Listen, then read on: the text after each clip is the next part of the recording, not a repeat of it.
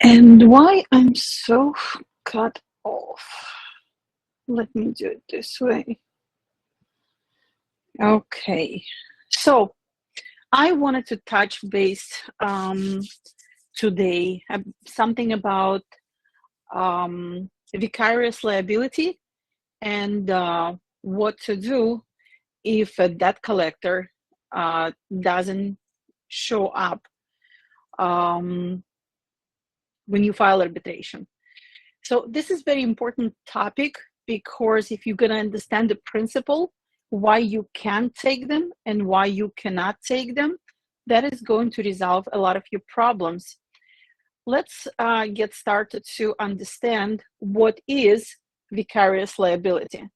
So let's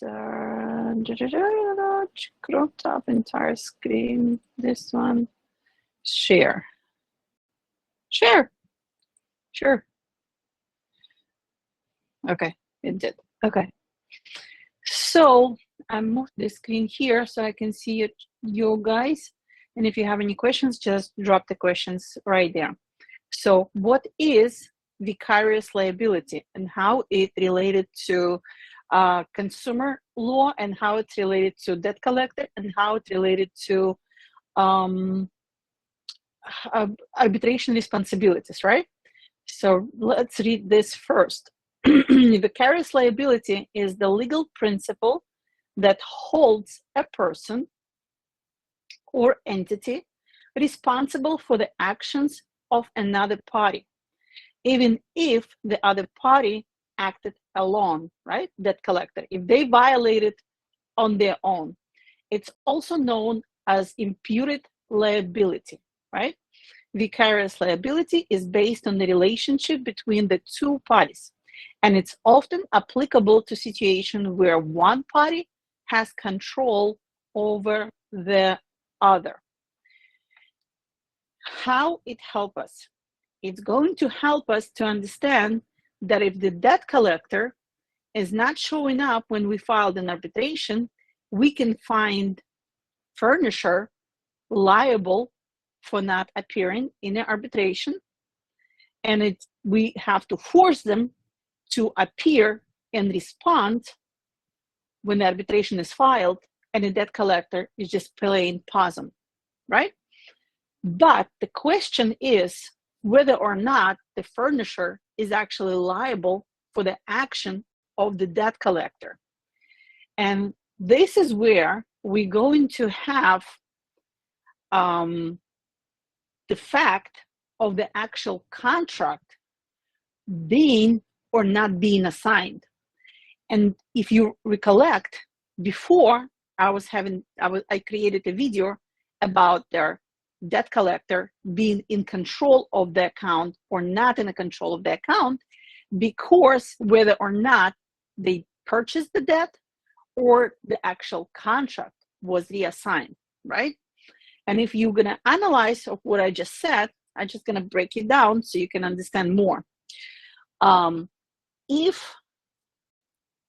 If their original furnisher is selling the debt to a junk buyer, they just selling a debt, but the only way that the original furnisher is actually can collect the debt is because both parties got into the contract.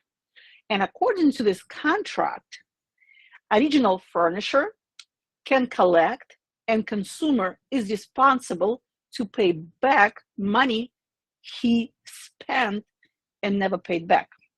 So what is going on when the debt is being sold? So the debt is being sold is nothing but just the numbers.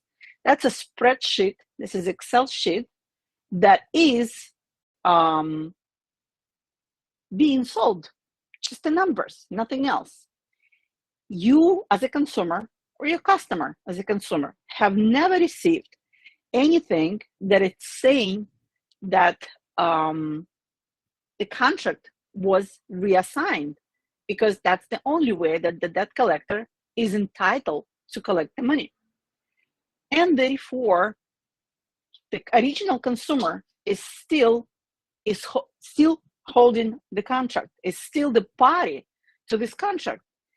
And that's interesting distinguishing to understand why can you bring the original furnisher to the arbitration and why vicarious liability is intertwined with the liabilities under the contract.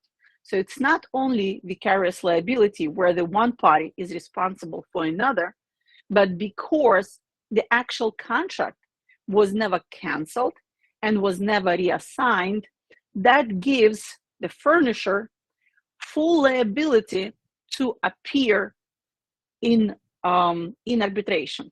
But there is a little bit of twist, a little bit of kick, right? Where you have to be very careful. And this is where we go into right here. And I can just send it to you so you can read about it. You can grab it from the chart, okay? And you can read it. So what is so the 8th Circuit says that bar is subject to the FDCPA. That's not our case. So this is our case. And I'm just grabbing the very first one I found, and there are plenty of them in the different circuses and in different districts, right? I just wanted for you to understand that the vicarious finds that, look, district court saying finds that no vicarious liability under the FDCPA unless both parties are subject to the FDCPA. So think about it for a second. If you're trying to catch a debt collector who violates FDCPA, you're not going to be able to bring the original creditor under the vicarious liability for the simple reason that the original creditor is not the subject of the FDCPA. However, original creditor and the debt collector are parties, are responsible party and subject to FCRA. So they both liable and subject to FCRA.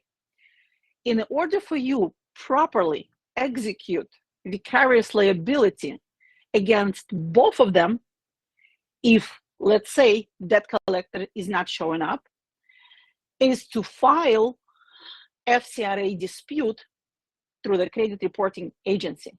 So let's say, for the sake of example, we do have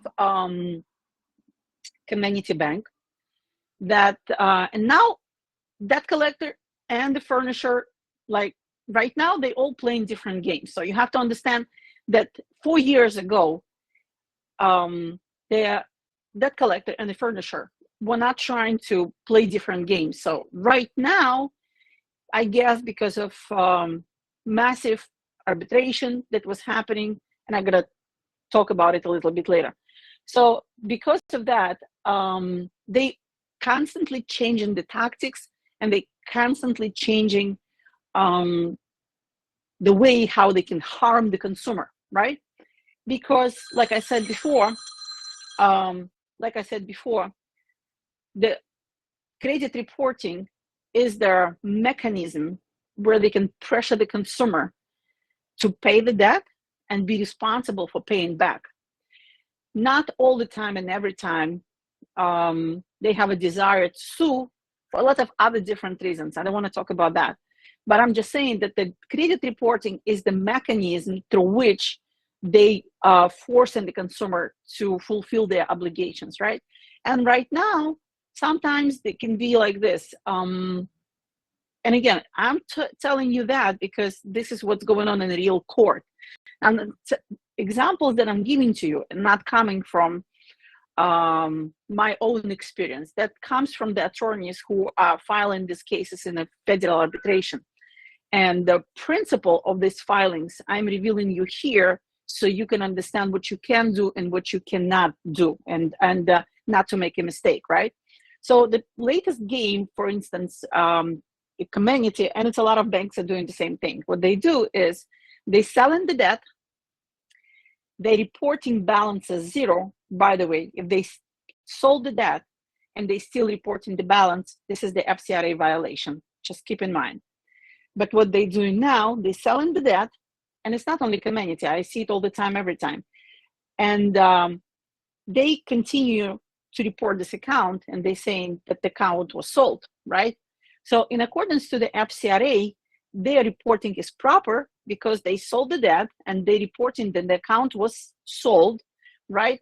And they reporting zero balance. So theoretically, there is no harm. It's questionable to me because if the account is sold and it's obvious, right, for another, for the lender who is going to be looking at this report, that the consumer is not the liable, the very liable person. Like the consumer is a fraudster. The consumer is taking the money and never pays back. But again, in the eyes of the FCRA, they are not reporting something that is inaccurate or incomplete, unless you can find something that is completely off. And we're talking about 1 year apart at the date of the last payment and so on, okay?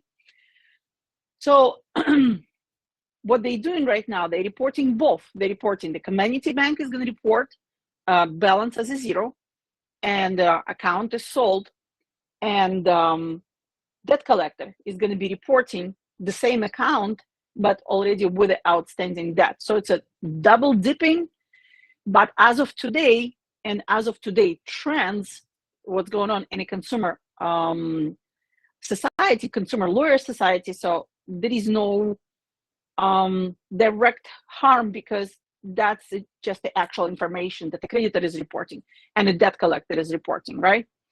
So anyways, if you are about to bring a debt collector under the vicarious liability, the only way you're going to be able to do so, if you're disputing this information, regardless whether or not the information is reported by both furnisher and the debt collector or just the debt collector, it doesn't matter. But we will have to find the statute under which you can hold original creditor accountable, right? So you can sue them for the action of others. So you can sue the original furnisher for the action of the debt collector. But because the original furnisher is not a subject to the FDCPA, original furnisher is a subject to the FCRA, it is going to be a dispute that must be submitted first in order for you to find them liable under the FCRA, okay? And this is basically how you will bring the original furnisher into the action, and this is what you're going to do. You will do the introduction into the complaint, and you're going to say that you're bringing original creditor into the scene because of the vicarious liability. So they're not coming back to you and saying, oh, but look, we are not reporting your information. We sold the account. We are not responsible anymore. And that's a little bit complicated what I'm gonna say right now. But basically, if you are savvy enough to wrap around furnisher into the complaint where you're saying that technically the contract is not assigned, and therefore furnisher is liable for double dipping as well as a debt collector, because technically, if the contract was never assigned, community, because we have community, for example, today, that community still, even if you're going to pay money as a consumer, going to pay money to a debt collector, technically, if that contract was not assigned, the furnisher can still come and collect the debt because they still hold the contract. That's just something for you to think, absorb. I may go back to this, and maybe we'll talk about this in one of my webinars, but this is for you, just something to process, right? But the main concern of this short video is the vicarious liability and how to bring it to them accountable under vicarious liability, and how to drag them so the debt collector is not gonna act stupid. Because I guarantee you, if you will bring the original furnisher, where the furnisher is responsible for the debt collector behavior, the debt collector almost 99.9% are going to show up. Okay, so that's the purpose of this video. And I wanted to also a little bit touch over having the way how you look at the law and the cases, not flat, but rather 3D. And I want you to make your own research, and I will be talking about it in September's webinars, that FCRA and FDCPA, it's not the only consumer law.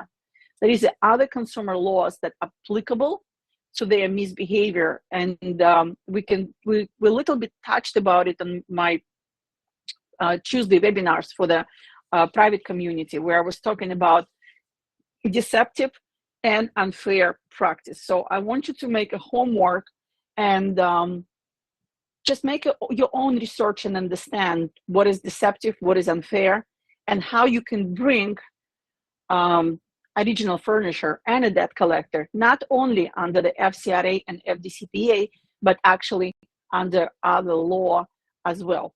Okay, so so Kay is asking, so it's only for when it's assigned? No, it's for both. You can bring the debt collector regardless whether it was assigned or it was sold. It doesn't matter. The responsibilities are the same, liabilities are the same, and vicarious liability is kicking in the same. It doesn't matter if the debt was sold or it was assigned to a law firm who is also a debt collector. Okay, so if you have any questions about vicarious liability, you can drop me here in the chat. I have you guys on my other screen, so that's why I'm looking up. And if you don't, I will be glad to see you on Tuesday.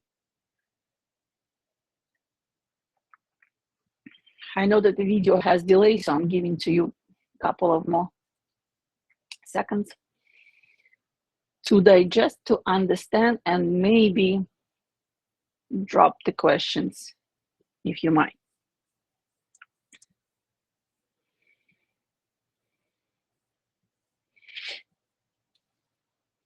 So what determines if you can bring in original creditor? That determines what law you're bringing them under. So the original creditor is liable for the behavior of a debt collector, but they are not going to be subject of FDCPA. So therefore, you will need to find the law or set up your claim properly way before you file it, right? So like I said, it has to be disputed through the CRA under the FCRA. So if you disputed validity of how the account is reported or what information is in question, and they did not conduct proper investigation, so you can bring that collector under the FCRA and under FDCPA, but you're gonna drag the original creditor only under FCRA, and you're gonna do the introduction into the complaint saying why you bring an original creditor in. You bring in them under responsibilities of debt collector under FCRA, where they can be liable to. Okay, so remember here, so find no vicarious liability under the FDCPA unless both parties are subject to FDCPA. Okay, so original creditor is not a subject of FDCPA. Again, just read these cases, and I dropped a link here, and read these cases and understand what is applicable to your circuit, what is the latest trends when it comes to vicarious liability, and just see it for yourself, okay? Where are you? All right, here. Okie dokie. Some states have FDCPA too. Brilliant. Yes, Kate, absolutely. Yes. So if you are Florida, Pennsylvania, North Carolina, Texas, I don't remember who else, Massachusetts, Pennsylvania, if I said right. So if you are in California, if you are in those states, if your client is in these states, you can find them, you can drag original creditor. Brilliant, Kate. Very well, good. You can bring this original creditor under the state FDCPA, not federal. Be careful, okay? Not federal, because federal FDCPA excludes original creditor from liabilities and to be subject to FDCPA, okay? It's only allowing debt collector to be subject of FDCPA. However, if your state adopted FDCPA to the point that the original creditor is the subject of the adopted state FDCPA, for these states, you can bring the original creditor under the vicarious liability. Okay, so you can, yes, absolutely you can. Yes, good thinking, good thinking. Okay, so now we're done. So I hope it was very informative, because this is going to be one of the solutions under which you can bring debt collector to arbitration when they play in possum. So it's one of the easy ways, right? So easy way, because if we're talking about filing a motion through the courts for them to compel the arbitration, it's just there are a lot of complications, and we don't need that, right? So we need file, quick settlement, money, vacation, oysters, bourbon, and we're good, right? So that's I lost the part that we can description actual cases. Okay, I will post right now. I'm gonna end this class because it's a short video, just educational purposes. In the public community under the free webinars, I just gonna post this video so you can rewatch it again and understand what I was talking about today. Okay, so guys, adios.